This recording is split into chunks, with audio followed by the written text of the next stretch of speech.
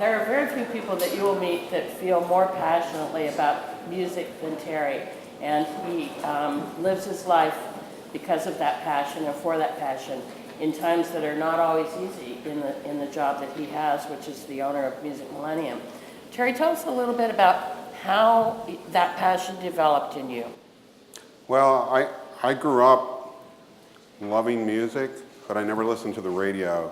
I started playing violin when I was in 4th grade, played clarinet in 5th grade, was going to go to college on music scholarship. I knew nothing about recorded music, and in 1972, right after my 17th birthday, I went to my first show, which was Leon Russell at the Coliseum. And within 2 weeks, I was applying for a job in a record store. And I became this kid in a candy store. I bought like 665 records that year. I got out of school at noon. I could work 40 hours a week. I quit dating. All my money had to go to music. And I gave up my opportunities to take advantage of my music scholarships and go to college. My counselor brought me in and he goes, you know, if you don't fill out these applications, you're not going to get these scholarships. And I said, I'm 17 years old, making $2.25 an hour, and assistant manager of a record store. It doesn't get any better than this. $2.25? Yeah, $2.25. Right on, brother.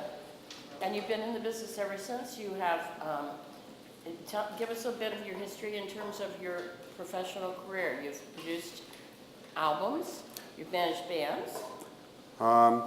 I've worked in record retail since '72, and I've been at Music Millennium since '84.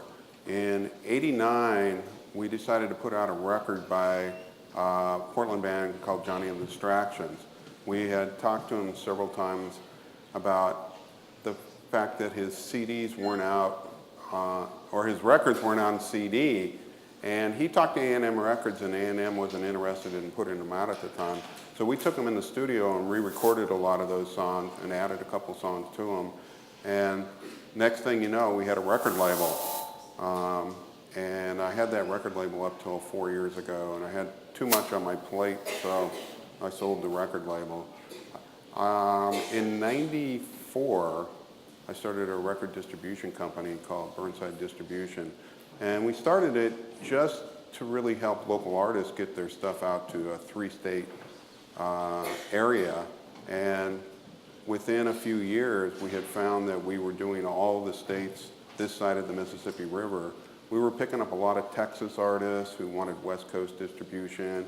We were picking up a lot of California artists that wanted to go farther. And so at that time, we became a national distributor and started distributing all over the country. And we now distribute some artists all over the world. I've been involved with the formation of the Coalition of Independent Music Stores, which started in 1995. Back then, record stores were starting to go out of business because the big box retailers were having price wars. And I thought that we should put together a consortium of stores to kind of be like a support team where we could trade ideas and marketing ideas, things that we did in our store. And all of these stores were in different marketplaces. There was no 2 stores in the same marketplace. So people weren't afraid to share information like, what is your health care cost at your store? What is your wage factor? What kind of rents are you paying? And that really helped a lot of stores at that time. We're still going strong. That organization started a distribution company too, which distributes about 1,000 titles by artists that don't necessarily hit the radar with the major labels these days. And also, we do have some major label artists that we do distribute. We went to groups like Pearl Jam because the big box retailers were signing exclusive deals with many of the major artists. We went to some of those artists and goes, how would you like to do an exclusive deal with the indie stores? In Pearl Jam's case, they were getting ready to sign a deal with Target, and they didn't want to exclude the independent record stores, so they came to us and said, you can distribute it to the independent record stores. So that was a really good thing. In this town, I've been involved with the formation of the Cascade Blues Association 25 years ago. I'm on the Jazz Festival board, in town. Anything that has to do with music, I'm going to raise my hand because I want to see these things happen. They're good for our community, for the musical arts. Music Hall of Fame? Oh yeah, the Oregon Music Hall of Fame. 9 years ago I started the Oregon Music Hall of Fame, and it's more than what it sounds like, and there isn't a building anywhere. It's a fictitious thing. But the Oregon Music Hall of Fame was started with the goal of preserving and promoting the musical arts of the state of Oregon. And one of the major things we do is try to raise money for music education within the state, with all the music programs being deteriorated. This past year we did 20 assemblies in K through 5 elementary schools, exposing many of those kids to live music for the very first time. We also have a statewide scholarship program that starts in November every year for about 2.5 months, the process is, and we pick 4 or 5 high school seniors that are going to go on to a higher level of education for music. So, you can't find much better advocate for music in Portland than Terry Currier. I'm pleased to be here with you today. I'm sure that the people in this room, mainly singer-songwriters and musicians, would like to know your take on what's going on in the music industry today, how it's changed over the years. Well, the music industry has changed dramatically, especially this last decade. Digital downloading with Napster was the first thing that really took a turn to the industry. And our industry didn't react to digital downloading in a good fashion. And I mean, the way the industry is today could have been better had they embraced it and worked with it, got in kiosks into record stores so people could interact with it. But they fought it in a way that it really drew a line where some people just went that way and some people went this way. And it's a harder landscape today for any artist to make a living doing music. It's a really, really tough landscape. I mean, it's harder to get on the radio stations these days. It's harder to get those gigs that you can actually get a gig that pays you some money. With things like even the gas prices going up in recent years, I found a lot of younger bands and that have been traveling down the West Coast. It's been a lot more difficult for them to do their touring because they usually didn't make any money touring, but now they're losing money, and a lot of those artists are having to stay at home. Singer-songwriters have had an option in a lot of cases with house concerts. There's a whole great house concert circuit out there, and you just need to find a fan in a town that will put one of these things on. And especially if you're a solo artist or a duo where you don't have a lot of overhead in your touring, a house concert can be a really good financial base for getting your music out to people in a live fashion. So, touring's important. What other tips can you give people about starting out? When we met a couple weeks ago to prepare for this, and we were talking about, I mentioned on the panel how I don't like receiving digital downloads, and that I like to see album art or CD art. What are your feelings about that? Well, the album was the greatest invention ever made, and it's unfortunate that it was.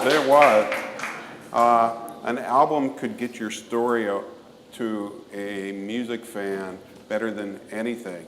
Somebody could walk into a record store and see your album up on the wall, and the art, the time and effort you put into the packaging, the actual front cover could drag somebody in to want to pick it up off the wall, take a look at it, explore it. What were you dragged into, Terry? What's that? What were you dragged into? Oh man, when when I walked in the record store and saw King Crimson's in the Court of the Crimson King, this big giant face that was like, had a mouth open, it was just like, was gonna get you, you know? So you had to get it first, you know? So you had to grab it. But the album was great because people treated it more like art, you know? If you wanted the music to sound good over and over and over, you had to be really careful with it and take care of it and stuff. But usually you put that record on the turntable and then you put that album cover in your lap, and while you're listening to the record, you're looking at the credits, you're reading about the producers, you're reading about the players on the record, you're reading about the engineer, the date of recording. There was a lot more interaction with the music when music went to the CD format and went to a cold plastic box, kind of like the cassette. And the cassette was always treated as a disposable medium of music. But people took better care of CDs than they did their cassettes for the most part. But at that point when everything got scrunched into this little 5-inch box, less people interacted with the CD art and the cover and reading the lyrics and stuff. You had to have a magnifying glass in many of those CD books just to see what was in there. And now glasses, reading glasses, for those of us who've been around for a while. Oh, yeah. Do you do much work with local artists in your store? Yes, we do live music in our store. Back in 1989, on the 20th anniversary of our store, I was trying to think of something to do for the 20th anniversary, and I got this idea to put in a stage and a sound system and have 20 straight days of live music. Well, it kind of, as I reached out to the local community especially, the next thing I knew I had 40 straight days of live music. So live music became part of the store. Before that, record stores around the United States, for the most part, didn't do live music in the store. You might do, I mean, we did 1 or 2 in stores a year with an artist playing in the aisles, but having the stage and having the sound system was a really, really great thing that we decided to do. And I've always been a supporter of the local music scene here. I really, really care about the local artists that are in this town, and I'd like to do anything I can to try to escalate their presence within the community and get the word out about their music, especially if their music is good. So we do all these in-stores every year. We do some national artists, we do some regional artists, but pretty much the basis of things is we do a lot of local artists in our store. We find a lot of local artists like to play in the store too. They'll do the record release party in the store. Many artists that are playing the clubs in Portland that are over 21 like to play in the store so a younger audience can come out and see them and hear their music. Right. So if you were an aspiring Portland musician today, what would be the path that you would take to try and get your music heard, to try and turn people on? What can they do in terms of a retail sense with you? You know, the best thing you can do is bring in your product on consignment. We'll take anything from any artist and put it in the store and give it a try. You want to bring down a promotional copy of the CD or the vinyl or whatever you have, and so we can play it in the store. And in many cases, I have listening stations in the store, and I try to support local artists when I can, and when I have slots available, I'll put local artists in there just to help propel and get it out in front of my customers. As a local artist, if you don't have a name and you're trying to get your name out into the community, it's really important that you get in front of the right audience and get your music heard. And it's easier said than done. You're not going to necessarily be able to go to all the hot clubs in town and say, hey, will you book me? Because they're looking for people that have a following that's going to sell tickets for them.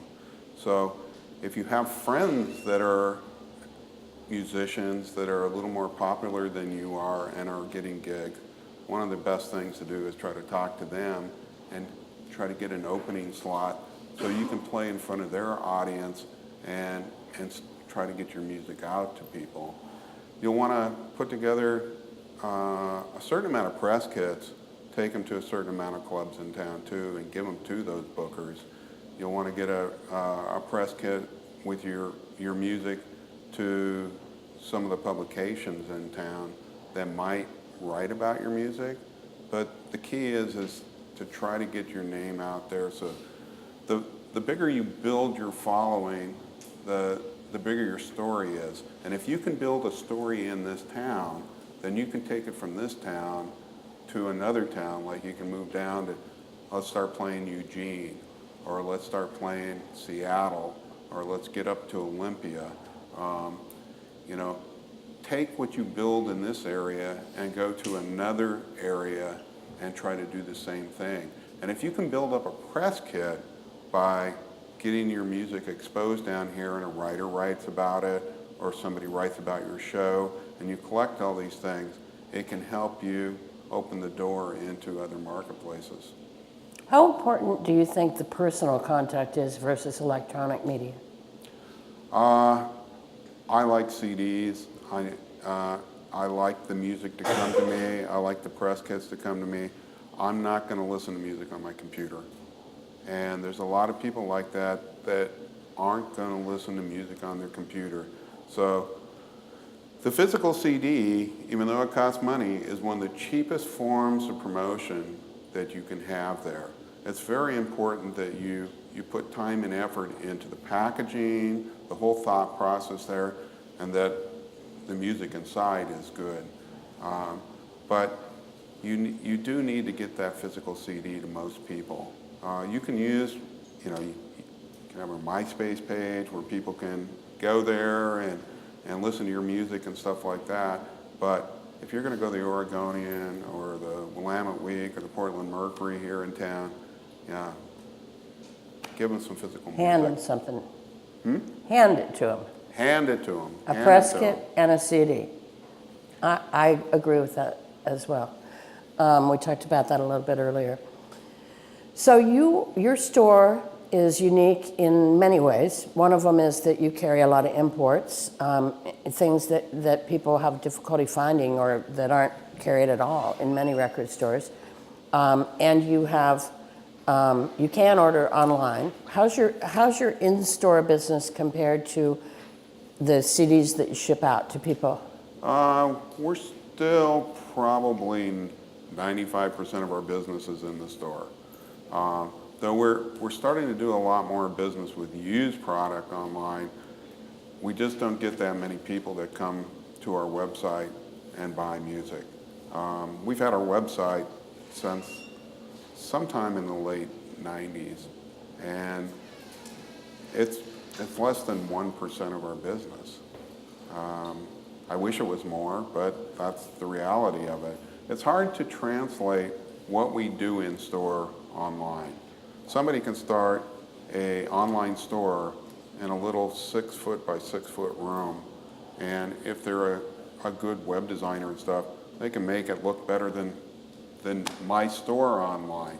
But if you come into my store, that's when you really experience what we do and what we're all about. And we try to have people, and the people that do gravitate to wanting to work at our stores, they're music fans. They really care about music. So we always are looking for a good staff of people that do care about the music and do go forward with trying to promote the local artists as well as the national artists. You know, you're not going to find anybody in the store that knows everything about every genre of music out there, but we have enough people that if you come in and ask something about folk music, this guy may go, hey, you need to talk to Dan over here. Dan knows about folk music. We can direct you to the right person to find that information, and we'll do special orders. I mean, there's been a couple of times where some local radio station on the community level has played something really obscure from somebody in Boston, and somebody's coming in and look for it. We'll track it down, and if we get a couple of people track it down, we're going to start carrying it in the store too. That's awesome. So we're kind of talking old school here. Real physical product, real physical press kits, real physical product on shelves as opposed to digital distribution. And are you successful with that? How about in general, the coalition of independent record stores? Are most of them that started in that organization still around?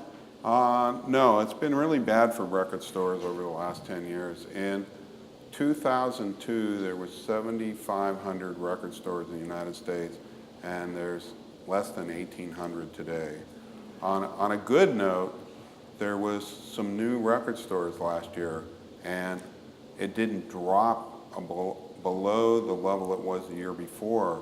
There's a lot of young kids that are opening vinyl-only stores, little 500 square foot to 1,000 square foot record stores with a bunch of records that they've bought at garage sales and, even other record stores, and they've even put in their own collection. So there is a renaissance right now for vinyl, and that is helping the music industry in general. Even though it's just a little blip of sales, it's very exciting to see an upswing in business in any facet of our industry right now. Is that a category of growth for you? It's done really well for us. We never got out of vinyl. When vinyl took a nosedive in the late 80s, we kept vinyl. But as far as new vinyl coming out, there's a lot of labels that are, especially on the alternative rock labels, that are just putting out vinyl-only releases. So vinyl is a very important configuration. And the one good thing about vinyl is we've lost a lot of the young people to digital downloading, and they hadn't interacted with physical goods at all. But there's a lot of those kids that have been digital downloading that are gravitating to vinyl, because when you hear the sound quality of a digital download and you hear the quality of vinyl, it is so vastly different, and you feel it within yourself that you get captured. You want to become a vinyl buyer again. So I don't think vinyl will ever take over completely again, but vinyl's back for good. I'm getting serviced with it.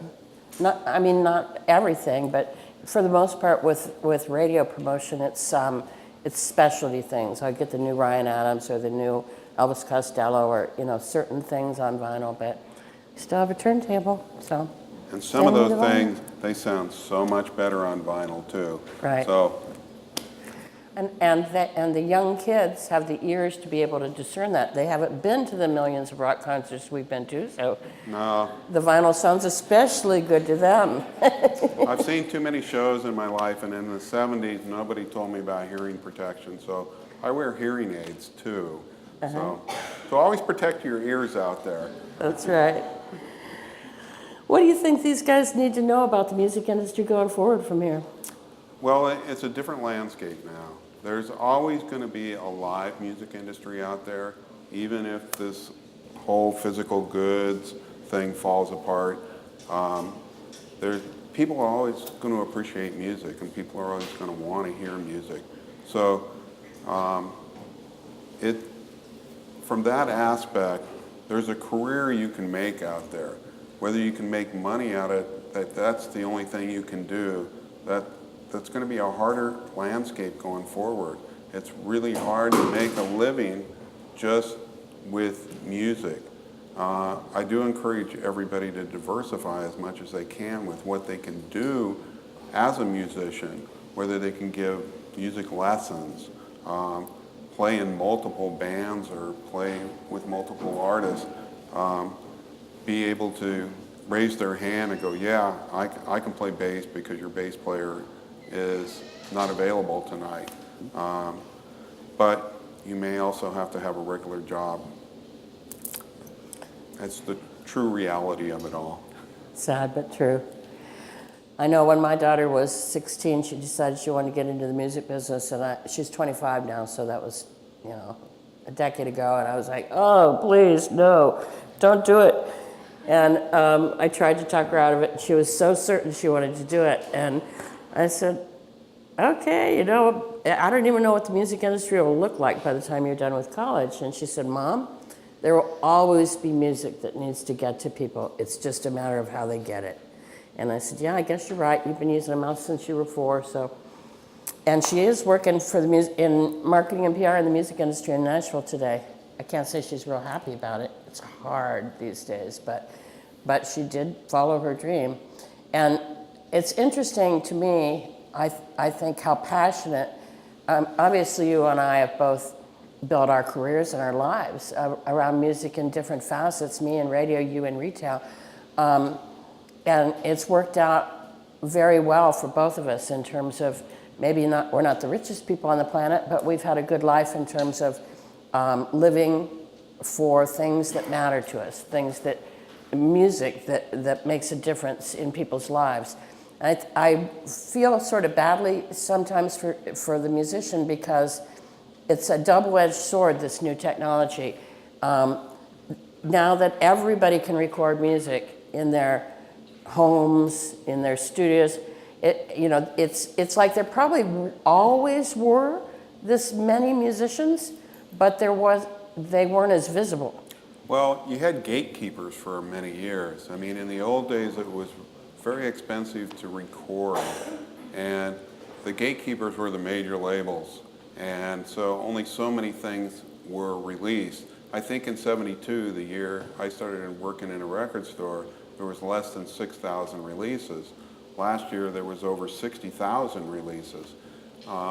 It got to a point where home recording became a very easy thing to do. The cheapest thing of the process of trying to promote your record sometime is just making the record because it's so inexpensive. But if you're really serious about promoting your music, you need to surround yourself with the right people to help you do the job. There's a lot of people who are just musicians. They're not, say, marketing geniuses or anything like that. So find people around you, friends and stuff. They don't have to be, somebody that's doing it for a professional living when you're first starting your career out. Find, like a good rally squad around you that can work with you to help you get the message out. Graphic designers and whatnot. We need to wrap it up. Do you have anything, final words, or you want to see if anybody has any questions? One last tidbit? He's telling us that we need to wrap it up. Questions to the audience, but if you have a closing thought. All right. Anything you want to leave these people with? Go for it. Music is it's a tough life, but it's worth it, and it's so much better to do something you're passionate about than not. Yeah, do it because you love the music. That's the reason I go to work every day. If it wasn't for the music, I surely wouldn't want to work 12 hours a day, 6, 7 days a week. But the music makes it all that much more rewarding for me. I mean, there's not a line between my regular life and my work life. It just goes from, it's music, music, music, music, music. And luckily I have a very understanding spouse.